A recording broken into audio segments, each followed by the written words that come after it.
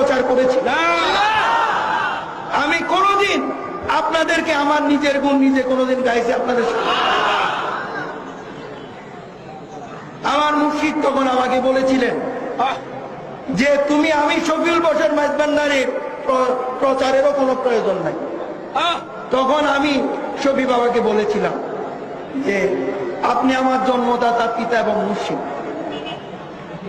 আপনার প্রচার আমাকে করতে হবে, আপনার কথা আমাকে বলতে হবে, যেহেতু আপনি আমার মুর্শিদ। তিনি তারপর লোক দেখা করবেন আমার সামনের থেকে উঠে গেলেন। লোক দেখা করে আসলেন, আমি কিন্তু জায়গা থেকে সরছি না। আমি যে আমাকে ইজাজত দিতে হবে, তারপরেও তিনি দেখেন নিজের প্রচার কোনোদিনও চাননি। তিনি বলেছেন যখন আমি মানছি না তখন তিনি বললেন যে তোর যা মনে চায় তা করবে। তাও সরাসরি তিনি বলেন নাই যে আমার প্রচার তুমি করো।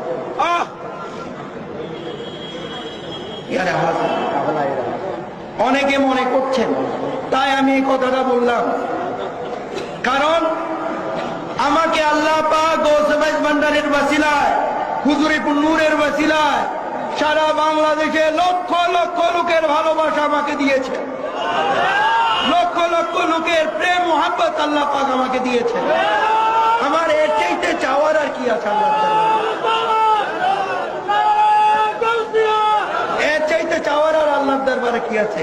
আমি না চাইতে তো সব পেয়েছি, আমাকে তিনি দিয়েছেন। আমার নেতা হওয়ার কোনো শখ না,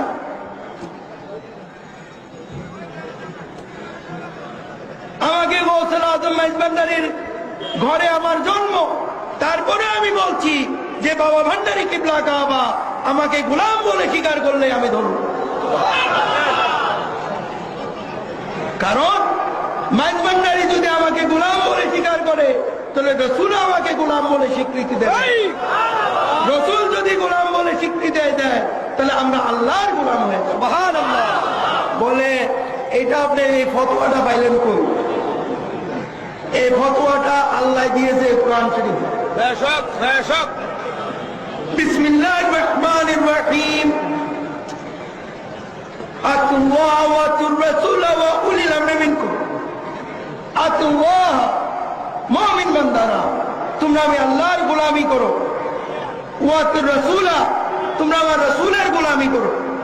ওয়া উলিল আমরি মিনকুম, আউলিয়া আল্লাহ ওয়াদের রাসূলের গোলামি।